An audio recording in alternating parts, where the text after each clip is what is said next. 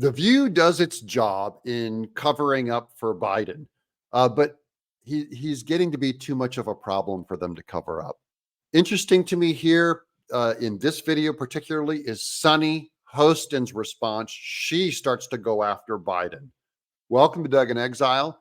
I'm Doug Tenaple. I'm the creator of Earthworm Jim, and this is our news show. I'm so glad you've joined us here. I hope you'll subscribe.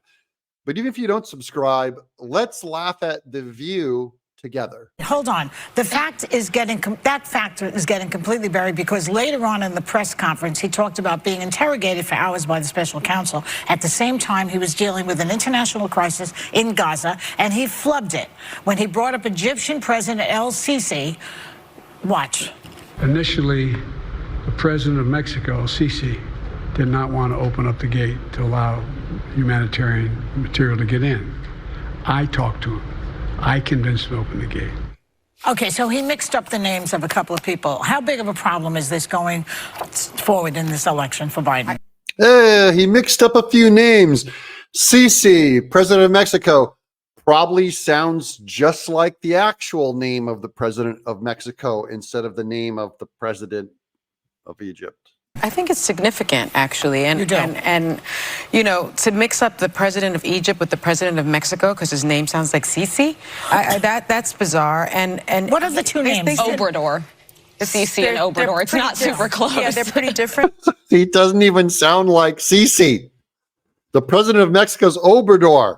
They don't even sound close enough. So Sunny Hostin, that's the first time I've seen her. She's going after Biden. There's only one reason Sunny Hostin is going after Biden, and that's that the entire Democrat Party is getting rid of this guy. They're prepping you for it.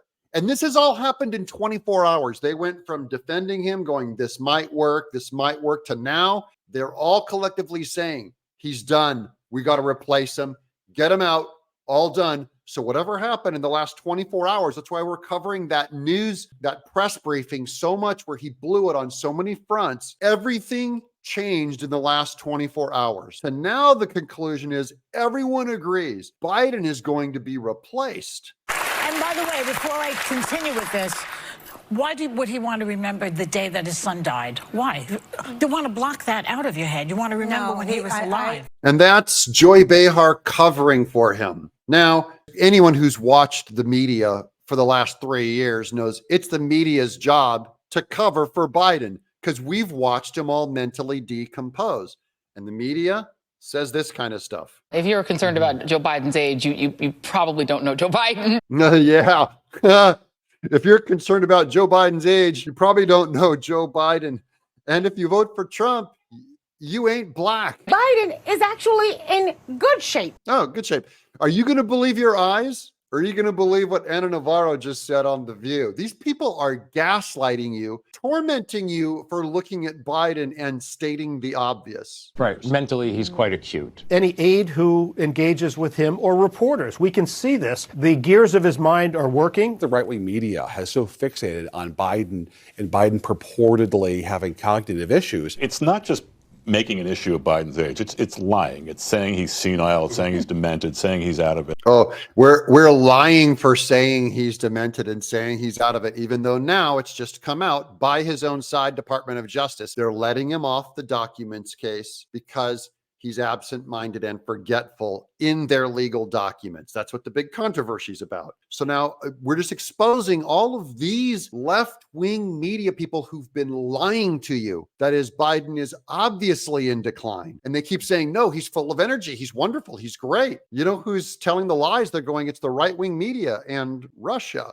Russian television has been filled with speculation about President Biden's age, about his mental state of mind. It was Russia that was lying to you all the time. Biden's a young whippersnapper. He's tight, man. He's smart and young. If you don't see that, you're falling for Russian disinformation that is brainwashing you into thinking that Biden's actually old and kind of losing it. That's an issue pushed by right-wing media, but it's not correct. Yeah, Republicans on the other side have spent 4 years almost kind of weaponizing Biden's age against him. Trump is not that much younger than him. Biden is just a couple of years older than Donald Trump. Why so much attention on Biden's age? Trump isn't much younger. This whole vein is really, really unseemly. I mean, ageism. I'm going to say quite bluntly, there is some ageism going on here. Yeah, I think there is some ageism going on. I didn't see that card being played off the bottom of the deck.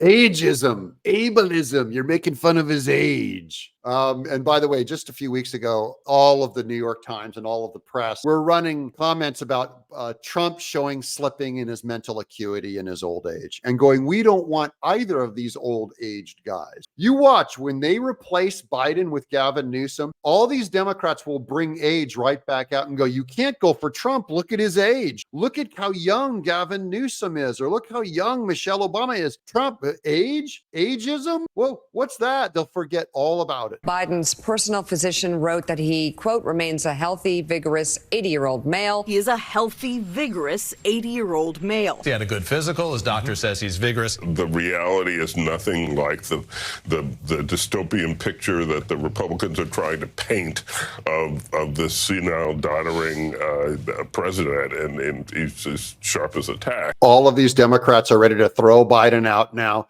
because he's in mental decline. I don't get how we were able to see it and they were not, other than we live not by lies. I'm Doug in exile.